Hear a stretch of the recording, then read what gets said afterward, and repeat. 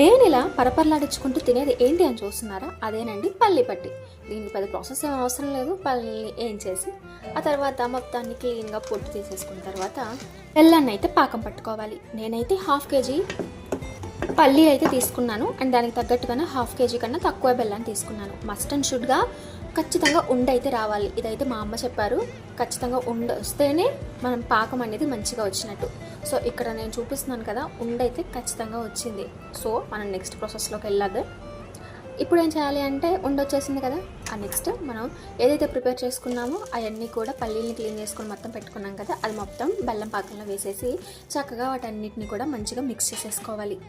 పాకం ఏ మాత్రం తేడా వచ్చినా కూడా మనకి పల్లి పట్టి అనేది మంచిగా రాదు. ఆ తర్వాత ఒక ప్లేట్ తీసుకోవాలి. ప్లేట్కి చక్కగా నెయ్యి కానీ నూనె కానీ రాసేసుకోవాలి. నాకైతే నెయ్యి అవైలబిలిటీలో ఉంది కాబట్టి నేను నెయ్యి రాసేసుకున్నాను. ఆ తర్వాత మొత్తం మిశ్రమాన్ని ప్లేట్లో వేసేసి రొట్టెల కర్రతో మొత్తాన్ని ఒకలా చేసేయడమే. హ్యాపీగా మనం తినేయచ్చు.